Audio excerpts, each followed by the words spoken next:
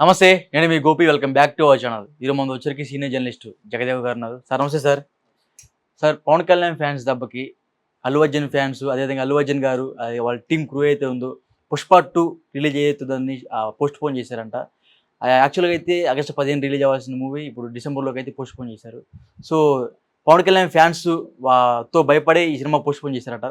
అలా ఉండదండి నాకు తెలిసి. ఎందుకంటే పుష్ప 2 సుకుమార్ గారు అంటేనే లెక్కల మాస్టారు. ఆయన అన్ని క్యాలిక్యులేషన్లు అన్ని ఇవన్నీ ఉంటాయని కూడా చాలా సందర్భాల్లో చాలా రకంగా ఉన్నాయి. అంటే ఒకటి అమరశిల్పి జక్కన్ అని రాజమౌళి గారికి పేరుంది. బట్ ఈయన కూడా ఆల్మోస్ట్ బహుశా ఈయన శ్రీనివాస రామానుజన్ అనాలేమో లెక్కల మాస్టర్ కాబట్టి.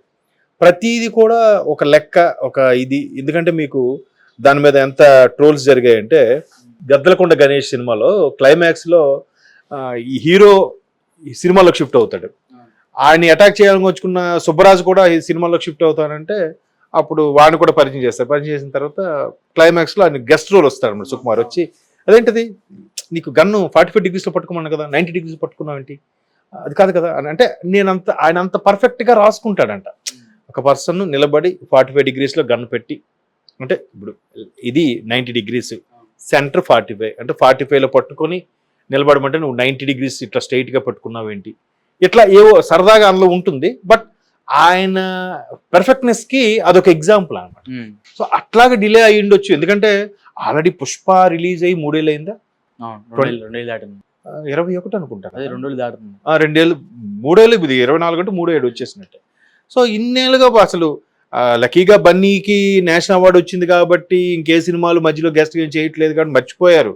బన్నీ నేషనల్ అవార్డు వచ్చింది కాబట్టి ఇంకా మళ్ళీ న్యూస్లో ఈ రాజకీయ పరంగా ఏదో నానుతూ ఉన్నాడు కాబట్టి తెలుస్తుంది. లేదంటే మరి పుష్ప 2 ఎప్పుడు ఆ గంగమ్మ జాతర గెటప్ చూసే నాకు తెలిసి సంవత్సరం అయిపోయింది.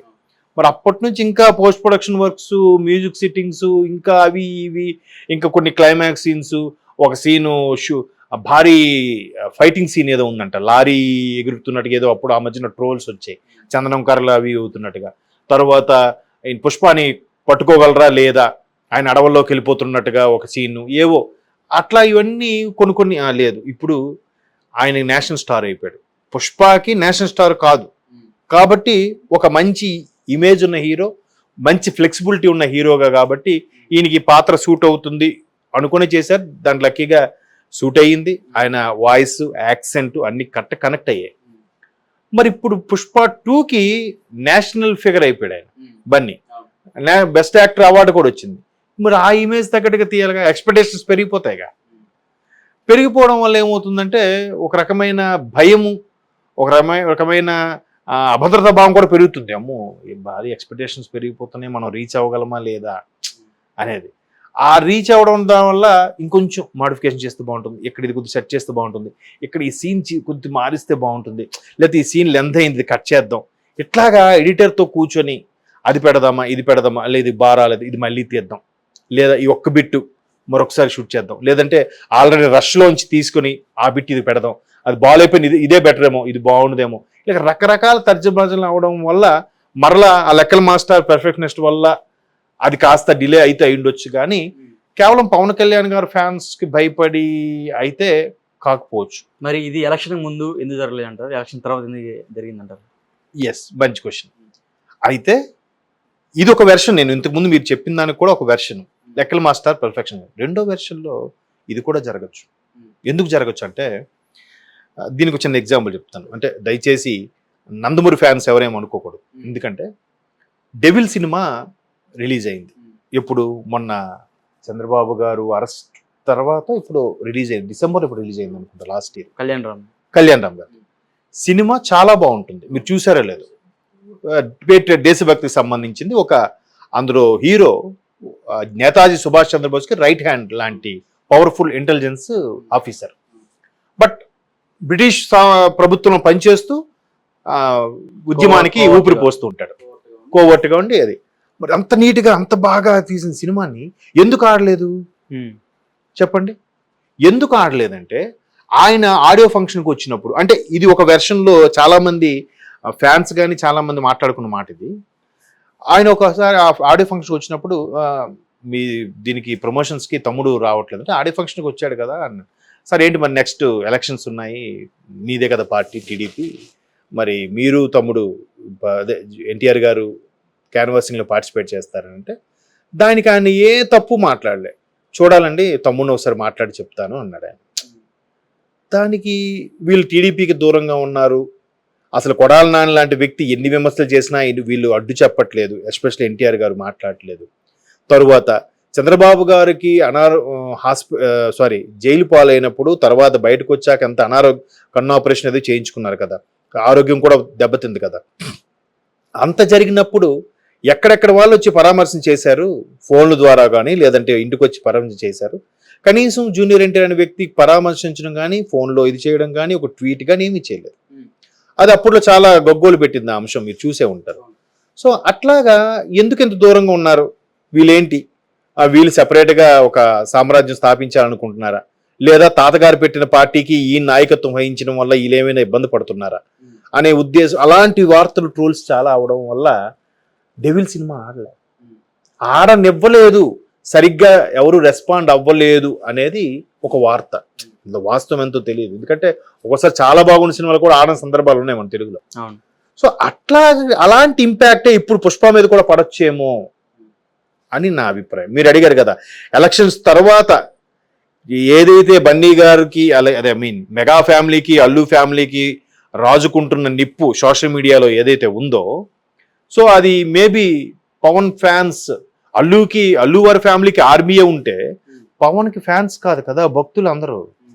ఆర్మీ అయినా ఒక సర్వీస్ వరకే చేస్తాడు, ఆర్మీ అయినా ఒక జీతం తీసుకుని పనిచేస్తారేమో దేశభక్తితో కొంతవరకే, కానీ భక్తుడు అలా కాదు కదా, నిరంతర భగవంతుడి నామస్మరణ చేస్తూనే ఉంటాడు భక్తుడు అనేవాడు. సో పవన్ కళ్యాణ్కి ఉండేది భక్తులు కదా. పవన్ కళ్యాణ్ అనేవాడు ఏమి ఎవరికి చెప్పడం, బాబు మీరు రియాక్ట్ అవ్వండి, మీరు రియాక్ట్ అవ్వకండి, మీరు అటాక్ చేయండి, మీరు చేయకండి, అది కూడా ఏమండి ఆయన. ఇప్పుడు మొన్న పిఠాపురంలో ఎన్నికలది మీరు చూస్తే క్లియర్గా పిఠాపురంలో వర్మ గారు ఏం చెప్పారు, ఏమండి అసలు ఎన్ని క్యాన్వాసింగ్లు చూశాను నేను, ఎన్ని రకాల ఎన్నికలు చూశాను, కానీ ఇటువంటి ఎలక్షన్స్ ఎప్పుడు చూడలేదు. ఒక ఎవరో ఎన్ఆర్ఐ వస్తాడంట, ఆ గ్రామంకి వెళ్ళి బాబు మీకేం కావాలి, నిన్న మొన్న మీకు మాట్లాడినట్టు ఎట్లా చేసి వెళ్ళిపోతున్నా. అదే ఆయనకి ఎవరు పవన్ కళ్యాణ్ ఎవరికి పిలవడం చేయడంట. అంటే ఈ లెక్కన పవన్ కళ్యాణ్కి ఎటువంటి భక్తులు ఉన్నారు చూడండి.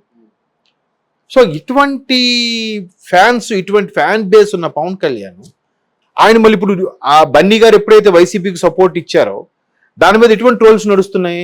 పవన్ కళ్యాణ్ గారు ఒక స్పీచ్లో కూడా చెప్పారు, నేను ఒక సాధారణ హీరో, నేను ఒక హీరోని, నాకన్నా మహేష్ బాబు గారు పెద్ద హీరో, నాకన్నా ప్రభాస్ గారు పెద్ద హీరో, యాక్చువల్గా వయసులో వాళ్ళందరూ ఈయనకన్నా చిన్నవాళ్ళు, బట్ గారుని సంబోధిస్తున్నాయి, నాకన్నా రామ్ చరణ్ గారు పెద్ద హీరో, నాకన్నా బన్నీ గారు పెద్ద హీరో అని కూడా చెప్పాడు ఆయన. అది పవన్ కళ్యాణ్ సంస్కారం. మరి మీ సంస్కారం ఏంటని ఆల్రెడీ ట్రోల్స్ అవుతున్నాయి. మీరు సపోర్ట్ ఇవ్వకపోయినా పర్వాలేదు, నీ పక్కవాడికి సపోర్ట్ ఇస్తే ఎలాగా. ఇవాళ చూశాను పిఠాపురంలో ఒక హోర్డింగ్ పెట్టారంట, ఒక భక్తుడు అనుకోలేమో, ఫ్యాన్ అనకూడదు మన పవన్ కళ్యాణ్కి. ఆ భక్తుడు వీడియో పెట్టాడు, ఏంటంటే మావాడు కానప్పుడు మా వైపు ఉన్నా మాకు వాడితో పని లేదు, మావాడు అనుకున్నప్పుడు పక్కవాడు శత్రువు దగ్గర ఉన్నా ఆడు మావాడే అని చెప్పి పెట్టారు క్యాప్షన్. దాని అర్థం ఏంటి, ఎవరిని ఉద్దేశించి పెట్టాడు ఈ క్యాప్షన్? అందరికీ ఓపెన్ సీక్రెట్ అర్థమవుతున్నాయి. అంటే బన్నీ చేసిన తప్పు ఏంటంటే, తప్పు కాదు, ఇప్పుడు జనరల్గా ఆలోచిస్తే ఫ్రెండ్ సరే ఎప్పుడో మాట ఇచ్చాడు వెళ్తాను వెళ్ళాడు, కానీ అందరి దృష్టి వాళ్ళ మీద ఉంటుంది కదా.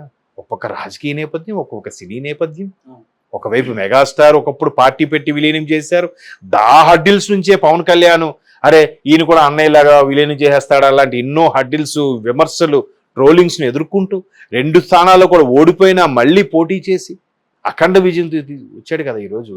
ఇన్ని అరే మళ్ళీ వీళ్ళ కుటుంబం వీళ్ళు ఒకటే కదరా, మళ్ళీ ఈయనేంటి వేరే వాడికి సపోర్ట్ చేస్తున్నాడు అనే అంశాల మీద చాలా మందికి దగ్గర ఆ ఫీలింగ్ వచ్చేసింది.